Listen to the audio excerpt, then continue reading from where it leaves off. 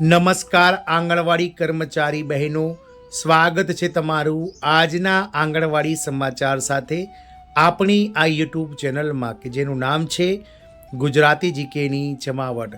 તો આ રાજ્ય સરકારમાં આંગણવાડી કાર્યકર બહેનો કે જેઓ SIR એટલે કે સરની જે ચૂંટણીલક્ષી કાર્યમાં જોડાયેલા હોવા છતાં પણ તેમની ઓનલાઈન હાજરી લેવામાં આવી નહીં અને તમામ કાર્યકર બહેનોનો પગાર કાપી લેવામાં આવ્યો છે, જેથી આંગણવાડી કાર્યકરો દ્વારા આ બાબતને લઈ અને તેમનામાં જે કહી શકાય કે રોષની લાગણી ફેલાઈ ગઈ છે અને સરકારને રજૂઆત કરવામાં આવી છે કે સર એટલે કે SIRની જે ડ્યુટી હતી તે દરમિયાન તેમની ઓનલાઈન હાજરી જે છે લેવામાં ગણવામાં આવે અને તેમને પગાર ચૂકવવામાં આવે।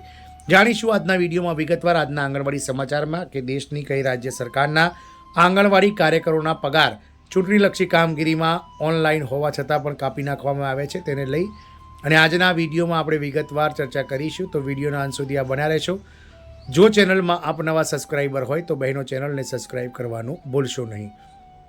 તો સર ડ્યુટી એટલે કે ચૂંટણીલક્ષી જે સરની કામગીરી ચાલી રહી છે અત્યારે હાલ ભારતના 5 જેટલા મોટા રાજ્યોમાં, જેમાં છત્તીસગઢ રાજ્ય સરકાર દ્વારા જે છે તે આંગણવાડી કાર્યકર બહેનોને પણ આ સરની જે ડ્યુટી છે તે આપવામાં આવી છે, એટલે કે જે ચૂંટણીલક્ષી જે સરની કામગીરી છે તેમાં સ્પેશિયલ ઇન્વેસ્ટિગેશન્સ જે રિવિઝન છે તેમાં આ આંગણવાડી કાર્યકરોને પણ જે છે તે ડ્યુટી આપવામાં આવી છે। તો ઓનલાઈન હાજરી લેવામાં આવી નહીં અને આંગણવાડી કાર્યકરો આ જે કહી શકાય સરની ડ્યુટીમાં રોકાયેલા હોવા છતાં પણ આ મહિલા અને બાળ વિકાસ વિભાગ દ્વારા તે બહેનોનો પગાર કાપી નાખવામાં આવ્યો છે। તો છેલ્લા 3 મહિનાથી કહી શકાય કે છત્તીસગઢ રાજ્યમાં આંગણવાડી કાર્યકરોને SIR એટલે કે સર પ્રક્રિયામાં સોંપવામાં આવી છે। મત ગણતરી માટે ફિલ્ડ ડ્યુટી પર રહેલા સેંકડો આંગણવાડી કાર્યકરો ઘણીવાર ઓનલાઈન હાજરી નોંધાવી શકતા નથી, જેના કારણે તેમના પગારમાં કાપ મુકાઈ રહ્યો છે। ધમતરી, બાલોદા બજાર અને મહાસમુંદ ઉપરાંત બસ્તરના અનેક જિલ્લાઓમાં આંગણવાડી કાર્યકરોના પગારમાં કાપ મૂકવામાં આવે છે। બધા જિલ્લાઓમાં જિલ્લા વહીવટીતંત્રના નિર્દેશો પછી જ આંગણવાડી કાર્યકરો મતગણતરીની ફરજો બજાવી રહ્યા છે। વહીવટી આદેશો છતાં કામદારોના પગારમાં કાપ મૂકવામાં આવી રહ્યો છે। આંગણવાડી કાર્યકરોએ તેમના કાર્યસ્થળો પરથી તેમની હાજરી ઓનલાઈન નોંધાવવી જરૂરી છે।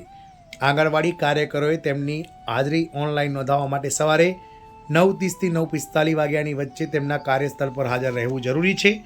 ઓફિસથી દૂરના વિસ્તારોમાં SIR ડ્યુટી હોવાના કારણે મોટા ભાગના કામદારોને તેમના કાર્યસ્થળ પર પહોંચી શકતા નથી, તેથી ઓનલાઈન હાજરી નોંધી શકાતી નથી।